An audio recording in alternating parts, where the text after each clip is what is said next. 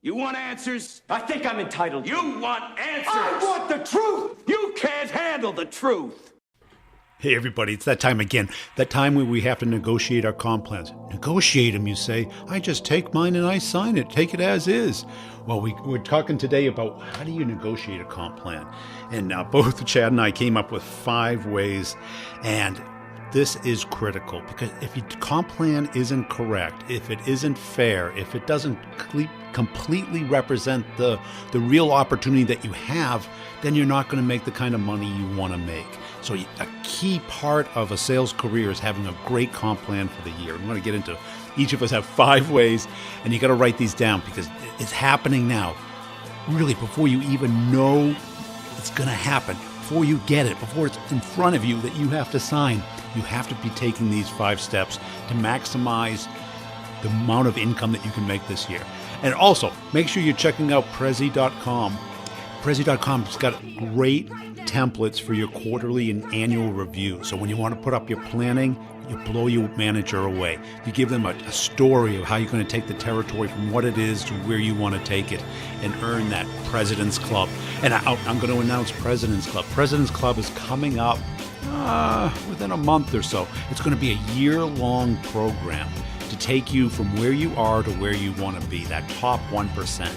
It's going to be everything from job interviews to planning your day, to planning your month, your quarter, to winning every deal that you go after. It's going to be how to dissect your complex sale, build out your map to money, prospect, outsource the pieces that you want to outsource. Send me an email. Let me know if you're interested. It's going to be a monthly fee for a year, 12 months, and it's going to have office hours every other week for about an hour on zoom.us. And I'm going to go through and help each of you, as well as share what's working for me, what's working for my clients. I think you're really going to blow this year away. I really want to help you as much as I can. But wait a second. Let's get Chad on the line, see what he has to say. Hey, Chad, let's talk about negotiating a comp plan. Is it negotiable? Of course. Everything's negotiable. It's called sales. Even at big companies? Yeah, I believe it is. I have maybe not as much so, right? Maybe not as much wiggle room depending on the size of the company. But I believe and was taught early on and learned early on, there are always ways to negotiate comp. In non-sales roles, you see a lot of people trying to negotiate more vacation or something like that. But there's always ways to have conversations, but it requires understanding what is the goal? What is the business issue? What is the company trying to accomplish? And what do you uniquely bring to that equation? Yeah, and I think if you do the preparation, I think too many reps are reactive on this and that they don't engage their manager, early, because these discussions don't start in January. They start in September. Yeah. Right? Because all of a sudden you'll see your manager doing an offsite, the beginning of Q4. And you're like, what's that all about? And they don't tell you. And and they start asking you about what's coming in the early next year, because they're trying to come up with quotas and territories, because things are going to change. And, and it always is the anticipation and the optimism, especially when the economy's doing well, the company's growing, they have a good year, and what's the natural reaction? It's like, let's do a 2X next year. Yeah, we should be able to at least double our numbers. And so, hey, let's just double everybody's comp plan. Yeah. I mean, I think the awareness, right? Awareness reps need to understand that, yes, okay, primary focus, closing business, making money, but they're not operating in a vacuum anymore, right? They have the ability to provide insight and kind of feedback loop from the field and get involved in those conversations. So understanding, when those decisions start to get made, understanding that when all of a sudden all the execs are out of the office for 3 days and nobody knows where they are until, the credit card bills for the lunches come in, being aware of that and getting involved in those conversations earlier, I think is a definite asset to any sales exec, but you just don't see a lot of them think that way. And laying that groundwork allows you to have a platform from which to negotiate your comp plan. Yeah, because the management's view is, we're going to have this new release or this new product or this acquisition, and we're going to, double the staff and marketing and, pre-sales and SDR to get you leads and everything. And then you say, well, when are they going to be hired? Oh, Q1, Q2. Well, that's half the year, you realize. Right. And I think reps have to prepare. It's like, okay, I know I'm going to have to give up something. And, how's my manager going to, what's he going to take away? And it always used to come up to where you lived. Today it might be what expertise you have, what install base you have, what skills and where you've been successful. You got to start thinking, they're going to take something away and I can't keep it all, or I'll have to, double my quota. What do I give up? Well, and that's just it. In the negotiation, it's funny. I went into sales because of the risk reward ratio, right? And once you get to a point where I think, reps know how good they are, like you got to really be honest with yourself. Like, are you willing to put in the work and what can you accomplish? One of the ways I always would negotiate was I would sacrifice some of my base for more points on the top end, because I knew I was going to be able to get it done. But you don't see a lot of people that are willing to take, when they look at the negotiation, they have a tendency not to think about what they can, kind of give away. They have a tendency to think, just how can I structure this so I get more? And so that understanding that you're already getting paid. There's already costs associated with your existence. So how can you mitigate those? And especially when you're talking to a CFO, I always prefer to get the CFO or the finance guys on board with my approach, because then it's easier to convince the sales exec, because he's going to have to go sell to the CFO anyway. So I'll just step around him and do the job for him. Like, hey, I know you don't like paying me this much. So let's tie up more to performance, weighting it more on performance, whether that be net new logo, new products, sales, whatever the metrics are. I have no problem giving up a part of kind of that standard base in order to get a higher win on the backside. And I don't see a lot of reps being willing to do that. In fact, I haven't had a rep come to me and do that in years. Usually what I get is, hey, I need a bigger base because I just had another baby. You hear the base talk, especially when you're hiring reps. The base is critical to them. And it's like, why? And the people get spoiled. I got spoiled at one company, and I had this enormous base because it was through an acquisition, and it was really hard to consider anything else. And I think I look at it like when my brother got a union job when he was in high school. I go, that's a trap. And he goes, what do you mean? I go, because once you get there, how are you going to go get another job that pays less? Well, I would never do that. That's what the trap is called. Right. It's your golden handcuffs for a reason. Yeah. Think about the auto workers that were getting $70K a year, right? And all of a sudden the jobs are gone and there's no other $70K a year job. You have to start over again. And I think the base, I think you're head on right there. And I think that's what got us into this bad comp plan trap right now, where the company has to offer a good base and a good target, which means you have to have a huge quota. Right.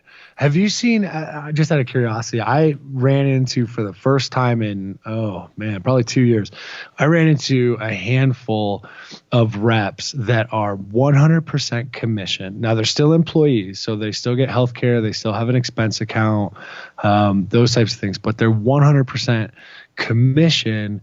And as a result of that, the percentages, we're talking, 28 to 35% of everything they bring in becomes their commission.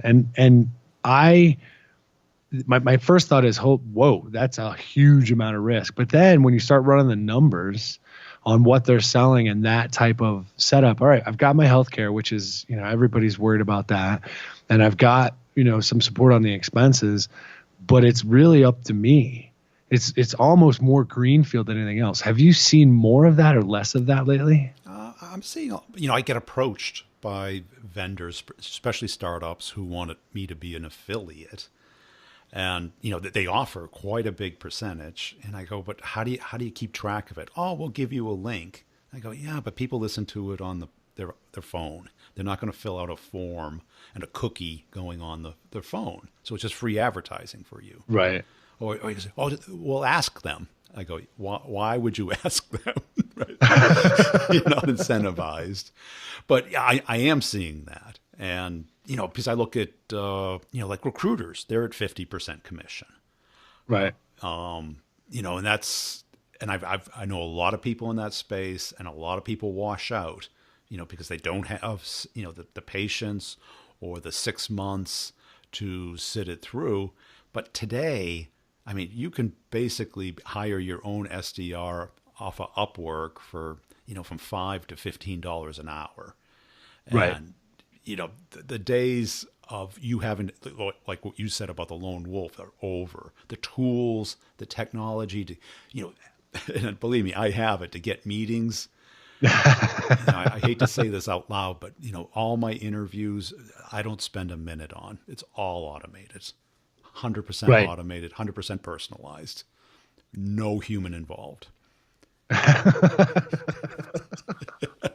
Well, that's just it, though, right? When you think about negotiating your comp plan, I think sales reps have to think about what tools do they have access to that's going to allow them to work at scale, right? And again, maybe part of it goes back to the confidence thing. Like, do you really believe you can consistently execute and close business? But if you look at the tool sets that are out there today, I want more upside, because I know with the tools I can scale myself and my efforts in ways that were not possible before. At all. And if it's just working backwards, I mean, the primary premise that you can work backwards, activity creates opportunity kind of stuff. You can work backwards and figure this stuff out. That hasn't changed. You can do it. Maybe it's a little bit more complex, but the numbers get bigger because the tools allow us to do this stuff at scale. Yeah. I mean, that the base is a great point, because you show a concession, and certainly any CFO or any business person, if someone came up to me and go, hey, Brian, I'll sell for you, I'd go, yeah, I'll give you 50%. No problem, right? But you have to have your own computer. I'll help you. I'll train you and stuff. But, you want a 50K base? Well, that's a lot of risk on my end. Right. It's like I'm paying you to go to sales school. But that's how I typically negotiated upside. What I wanted was the multiple, Right. I'd say, like, okay, how about what's a big deal to you guys? Is it 100K, 500K, a million? Say 100K. Okay, well, double my multiple on deals over 100K. And they'd be like, okay, because they saw, marginal value, that deal wasn't going to happen unless, some magic happened. Right. Well, I mean, it's interesting, right? Because when you think about it, and if you start to negotiate from that standpoint, what you have a tendency to do is really quickly uncover how the executives are looking at individual deals. So in that instance, hey, give me a multiplier over anything over 100,000, because, okay, they're not thinking they're going to be a lot of those. But if that's where you're pointing me and that's where the money's going to be, the next year we're going to have a conversation around, well, maybe your multiple shouldn't be so high because we paid you so much last year. And there is, and the thing is, you probably don't need or want that account anymore. And you can want to go on to something else. And I just see it's going so badly right now. I had a consultant on the comp side on my podcast, and we were talking about it. And he says, they're designing it that 65% will make the quota. So I go there, so it's over assignment. He goes, yeah, it's over assignment. And so that means, okay, the quota is already too high. So one thing you do, like you said, reduce the base, or you could, accelerate over quota, because, all of the fixed costs are already built in, and that's all gravy to the company, and then, okay, how about something above that? Or how about if you lock in these accounts for me for 2 years instead of 1 year? I think there's a lot of things on the table, depending on your skills and your interests and your passion, that you can get the company to commit to. Well, and there are some reps. I've had some reps work for me that are phenomenal account managers. Meaning, when I say account manager, account executive, they're already in. We already have an opportunity. We're doing a project with this company, and there are some reps that I have worked with that are absolutely masterful at expanding that business out. But if you threw them out into the wild and said, go hunt new business, they would starve. Right. And so knowing what your strengths are, I've had reps come to say, okay, look, you want 5% more out of this set of accounts, and you're going to pay me X. How about a multiplier if I can hit 7% more out of these accounts? And that was, that's 2 points above what we were looking for from a number standpoint. So sure. But if that same rep had come to me and said, hey, you know what, I'll pass up some of my base for net new business, I probably would have taken it, but I'd have told them, like, hey, you're negotiating outside of your sweet spot of skills. And so that awareness portion of it, again, is, I think, extremely critical and something I don't think a lot of reps take the time to think about and then apply in their negotiation approach. Yeah, because either they think it's not their role or that they can't do it. They just take whatever the company gives them. They can't push back. And the good people can push back. The bad people, because you also know that you'll get quota overassignment to the C players. Right. Oh, I got Alaska? Thank you. Right? Yeah, excellent. Sweet. We'll not see you next year. Right? So that's also a signal. And I think one of my points was know your limits, because, I've had reps come to me and they're like whining and complaining. And I was like, you're not getting this. You didn't make your number last quarter.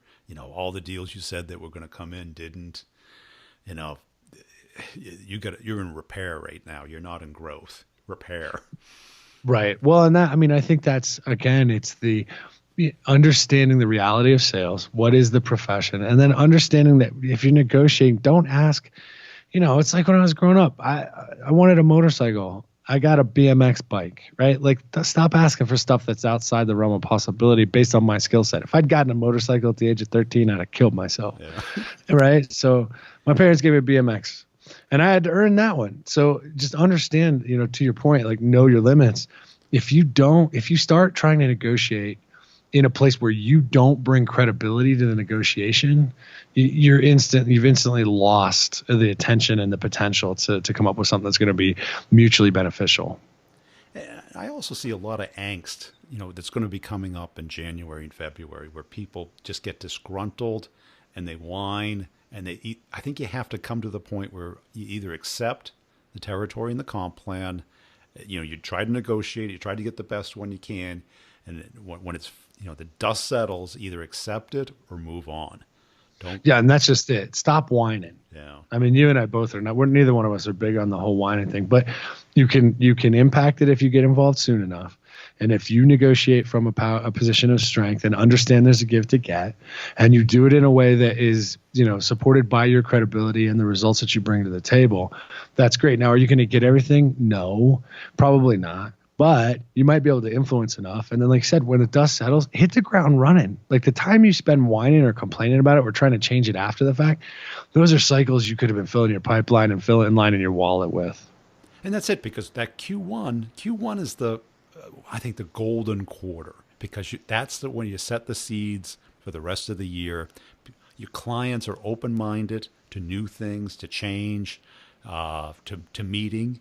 Where the holidays are over, the year's been closed out, certainly not the first week in January, but, but maybe they become open-minded. You get the built-in icebreaker about talking about the holidays, talking about your plans, talking about what's going on.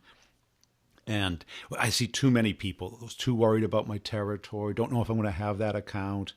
Well, your manager's not going to take away an account that you're embedded in. That you're the only person that knows where the bodies are buried. Right? They're not going to take that away from you. They will take it away, the accounts that you're not spending time on or you're not investing in. And they know, right? And they can tell. And I think if you don't take, Q1 by the reins, because you got Q1, Q2, Q3 is, summer vacations and a terrible quarter to get anything done. And then Q4, you're reaping what you sowed. Right. Yeah. And it's more along the lines of, okay, look, you've learned your lesson. If you didn't get involved in negotiation this year, and you get your comp plan, and you finally, you got the steel shank in the spine, and you're ready to hit the ground running, and you're focused on it, then at least be aware next year that you can start that negotiation process at the right time and keep track of what you're being effective at. Keep track. It's amazing to me how many reps don't pay attention to their own effectiveness. They complain about CRM, and I'm all for complaining about some of them. Some of them are too heavy, but there are tools out there that will allow you to very quickly look at your own performance and your activity levels and assess that. That's a perfect starting point for negotiation for next year's comp plan. Or if they try and change it in the middle of the year, right? You have the data, you have the results, and negotiating from that position of power, I think, is the first place that reps should start. And I also heard another podcast where the leader was trying to make the argument for not having a quota. And I'm like, well, you have a quota no matter what you call it, right? Nobody goes to the board and says, well, I'm going to try the best we can. Yeah. I've never met a private equity firm, investors, or a board that will accept that answer. Yeah, that doesn't fly. It's like, how many hours am I going to work today? I'll do the best I can. No, you do something. Yeah. And that's just it. I mean, I think people need targets. I think they call it, if you don't want to call it a quota because that's too salesy, fine, call it something else. But you've got to have the beauty of sales. The thing that I still love about it to this day is that success is almost black and white. Like, did you achieve your targets? Did you beat your quota, your target, your threshold, whatever it is? And were you successful in solving problems for businesses? It's not fluffy. It's not as fluffy as some people want to believe, and it's not as prone to politics, which I obviously am not good at. So it's for me, having those targets, like, it's almost like getting rid of the whole conversation around getting rid of variable comp. That's a whole nother podcast we could do, but that right there makes my eyes roll back in my head. Like, why would you do that? Right? You're just going to increase your cost, the risk for the company, because you're going to have to elevate the base or get less, effective sales professionals. And in that case, if somebody said, "Hey, we don't do variable comp," that's the first place I would start to negotiate. Well, let's talk about that. Yeah. But you do, when you say, "Oh, we don't do variable comp." So if somebody doesn't come to work, you pay them? No, we hire them. So then there's a variable, right? Yeah. It's like, it's the name game. Right. And it's like the quota. Yes, there's always going to be some. How do you pay people then? A flat commission rate? Well, that's fine. But if they don't do, this amount, they get fired, right? Of course. So your point brings up, I had this entrepreneur and he was trying to struggle with the comp. And I go, it's a great interview test. Have 3 comp plans, one with all commission, 100% commission, one with, a medium base, and a target with a commission rate that's dramatically lower. So the upside is contained. And then have a high base and a little bonus of making a quota. Show it to the person and see which one they pick. And then that'll tell you what motivates them. Oh, yeah. Because... Well, I mean, obviously, if you get the commission-only person, if it's not working, they tend to start looking around. You don't have any control over them. Right. The base is the control you have over the person. You're not going to find company people that have no base, right? And I had a business where everybody was a 1099, and my partner would say, "Well, we need to have a meeting." I go, "Well, we're going to have to pay them to come." No, they'll come. Well, then we have to take them out to dinner or something. No, they'll come. No one came. Right? Right? They're 1099s. It's like, you go with someone else's company's meeting. You're not going to go because you're not getting paid.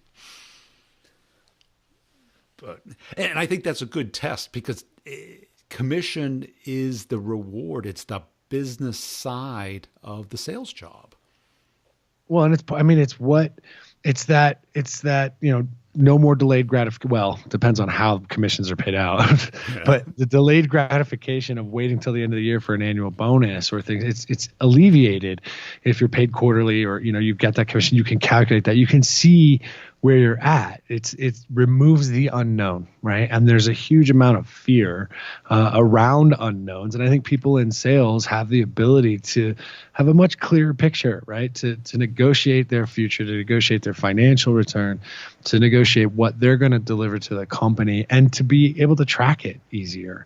And there's a simplicity in that and a power in that I just don't see changing anytime soon. Yeah, and I got into this discussion on LinkedIn with somebody. Oh, you don't believe in work-life balance? And I'm like, yeah, I believe in that. But when you have a commission, you're committed and emotionally attached to the action taking place. If you're on a pure salary, you pretend you're committed.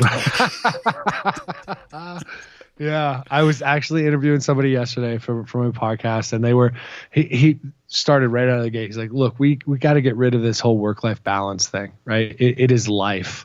And if you are in sales is the DNA, right? It's in your DNA. You are selling all the time. You are constantly looking for new opportunities. You're constantly prospecting. And that's honestly what it takes today, because people, especially with more, virtual workers, you never know when you're going to run into them or when you're going to talk to them or when an opportunity will present itself. And I think trying to think, oh, work-life balance, no. I have a life I want to live that requires a certain amount of financial income, and I'm in a profession that allows me to throttle that and control that as I see fit. And so that master of your own destiny is a powerful position to be in sales, especially when you're negotiating comp plans. And that's it. And in that discussion, another person said, well, I don't like to hire money motivated people. And I'm like, have you ever hired somebody who wasn't money motivated? And he goes, no, I mean only money. Oh, well, okay. I didn't say only, right? It's like, we settled on that. And it's like, yes, not only. Yes, I got to be motivated by, helping the customer, building the company, cooperating, not, just completely mercenary. Cool. Hey, that one was good. Excellent. So I'll edit those up and have a happy holiday there. You too, man. And when you're ready after the holidays roll by and you're ready to do it again, just let me know. Will do. Thank you. All right. Take care. Bye. Hey, so I hope I opened your mind up to what's possible with your comp plan. I think too many people just take it as is and moan and cry and do the passive aggressive thing of saying, oh, I'll get them or I'll go find a new job. The problem is that's too much work. It's much better to prepare. Understand that where's the company going? How are they growing? What are you good at? What do you want to keep? What are you willing to give up? The smart reps are like, I know what they're going to do, and I know what I'm good at. Let me work out with my manager so I can do what I want, as opposed to being a victim and them being the villain. And think about what can you exchange? What can you give up and get what you want? And we talked about a bunch of things here. And you just got to understand that it's a business. They have to grow. And they have to take territory away. They have to delegate quota. They try and do it reasonably and fairly, but it never feels that way. And we got to get over this part of the year very quickly. Because every year I was like, how the hell am I going to make that number? But somehow I always figured it out. And that's the way it works. And, this is a weird time of year because we're still got a hangover from the holidays and we got kickoff meetings and we got a lot of bureaucratic stuff going on. Smart reps are like, put your head down. What's the stuff you're guaranteed to have? Close those deals that slipped into this year and keep your pipeline very close to your chest. I hope this has been helpful. Hey, people are digging the Get the Meeting course. Check out the show notes for it. I still got a couple of spots. The price is going to go up pretty quick. So if you want it, grab it now. And I probably will close it off probably by the end of the week. Because I'm offering 2 30-minute coaching sessions, one on auditing what you're doing today and then take the course or take the course in sync with that. And then the second one is after you've been doing this for about 2 or 3 weeks. So you can kind of get a sense of the results that you're getting and get some crazy new ideas of how to improve it, and then codify it, and then either automate it with technology or outsource it with virtual assistants. I am just crushing it this year.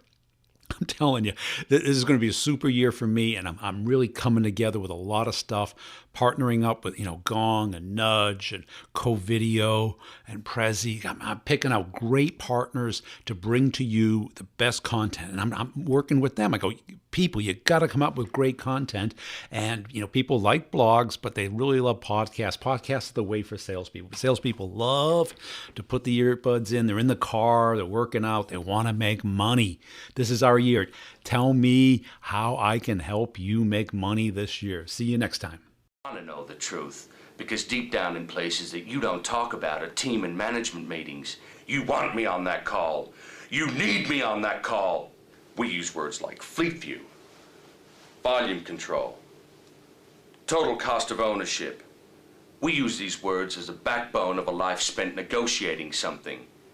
You use them as a punchline.